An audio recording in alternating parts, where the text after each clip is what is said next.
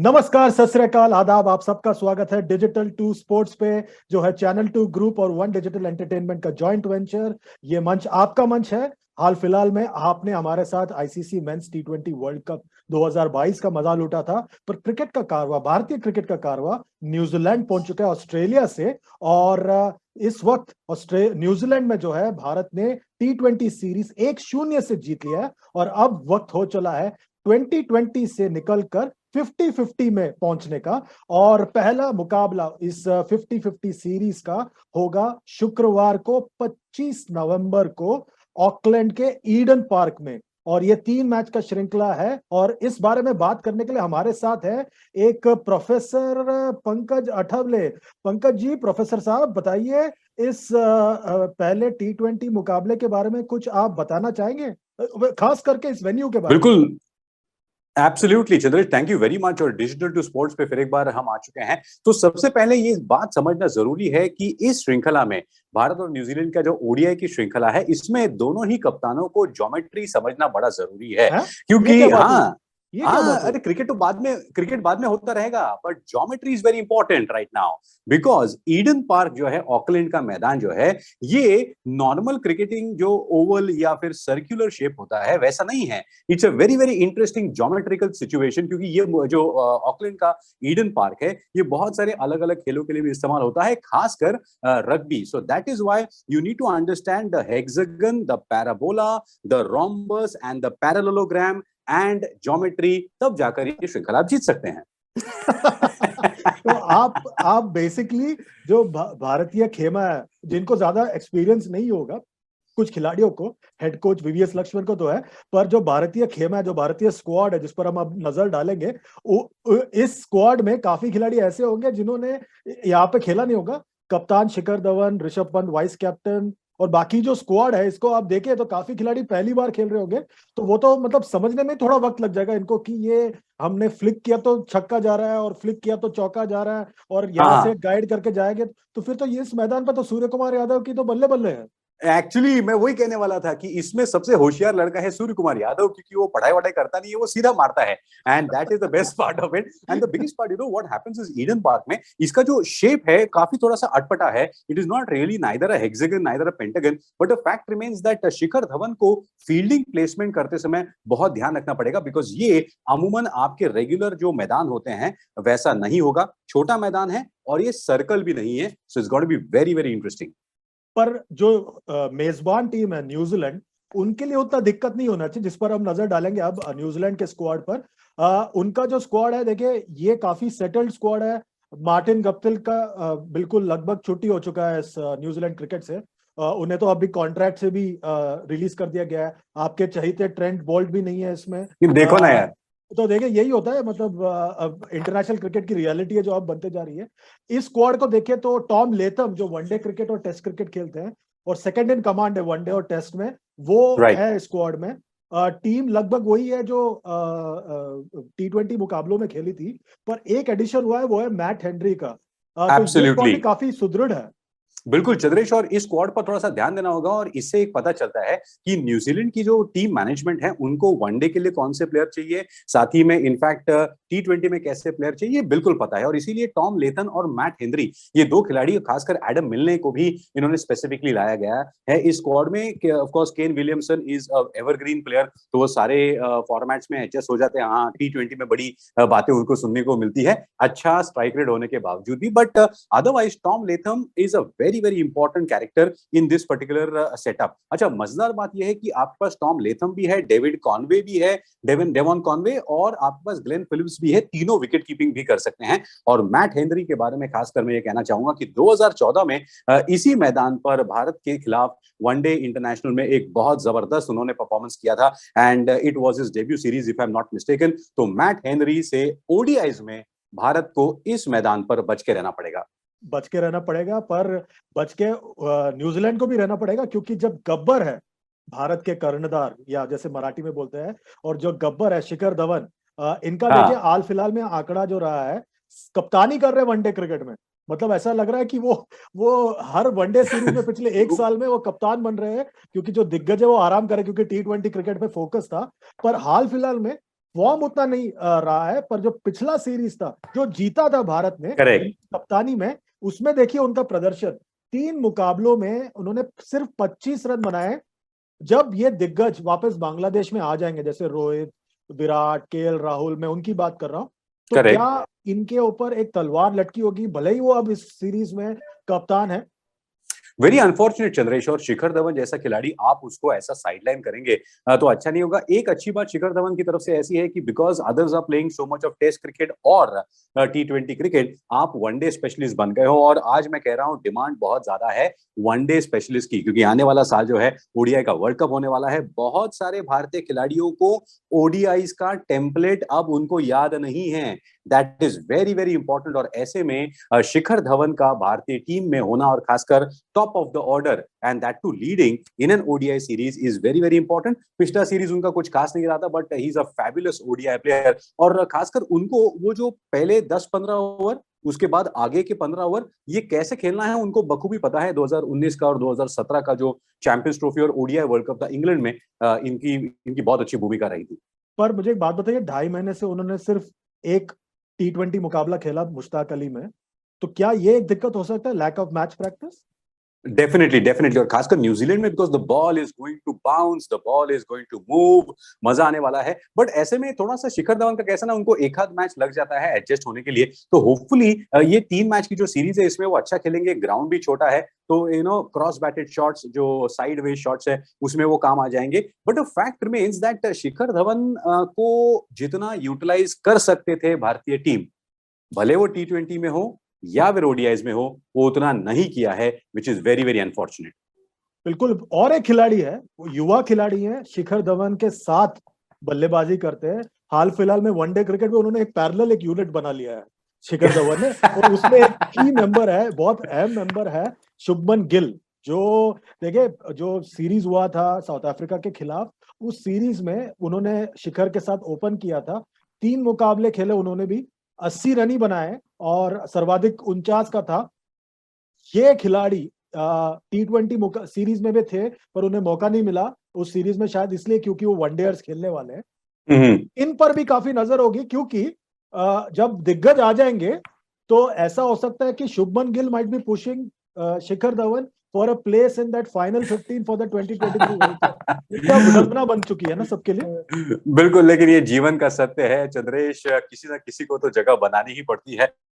6,672 run बनाने वाले शिखर धवन है एक तरफ, और दूसरी तरफ युवा खिलाड़ी है शुभमन गिल। और शुभमन गिल को मुझे ऐसा लगता है कि इस वजह से इस्तेमाल किया जा रहा है ओडीआईज में, because India wants to utilize him more in the test and the ODI mode, थोड़ा लॉन्गर फॉर्मेट। और शुभमन बहुत बढ़िया खिलाड़ी है।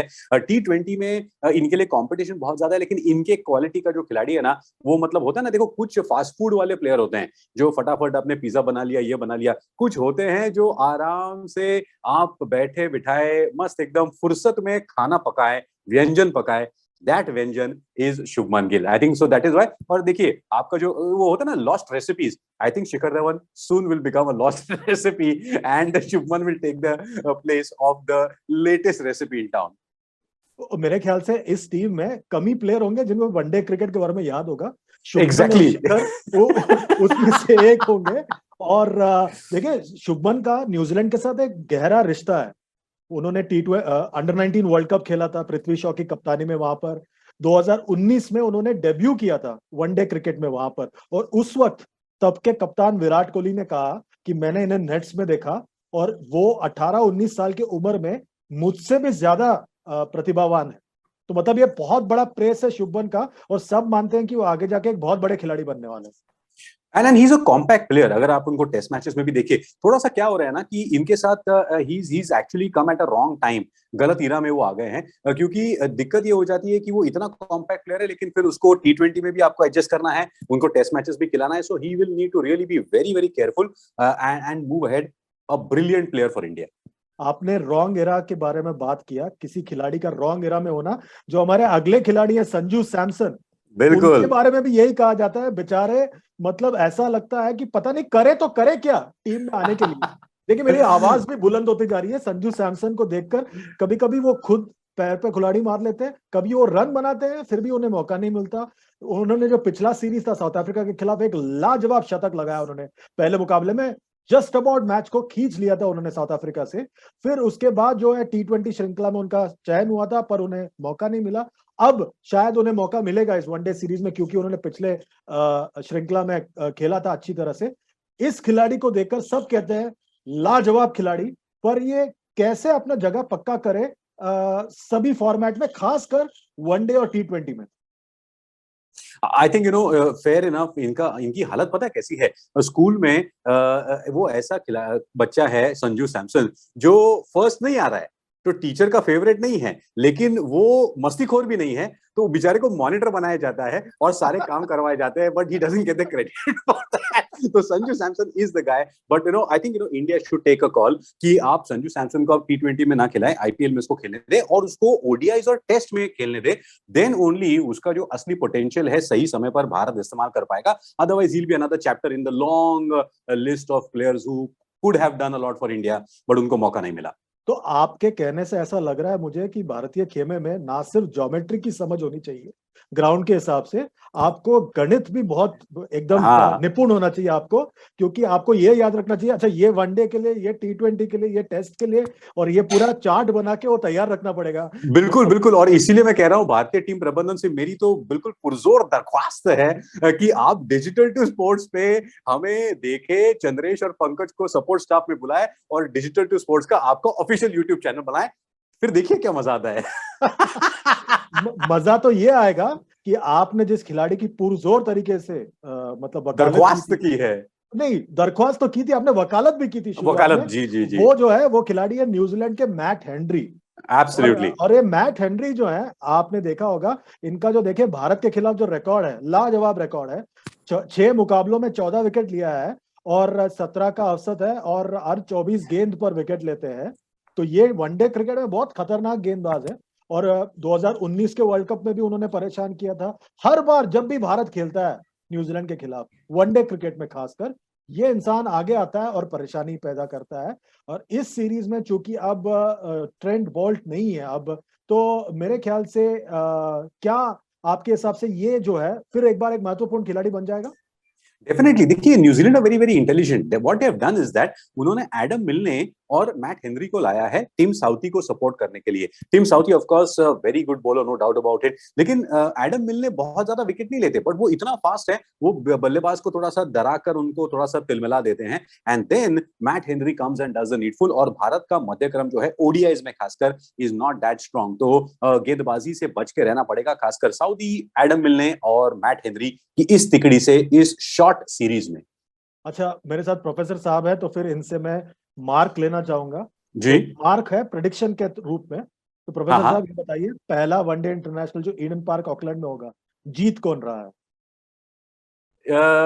मेरे हिसाब से, क्योंकि मैंने जोड़ा फिर घटाया फिर उसका गुणाकार किया और फिर उसको जोड़ा और फिर उसको तोड़ा और उसके बाद जो निकला, मुझे ऐसा लगता है कि न्यूजीलैंड इस मुकाबले को जीतेगा।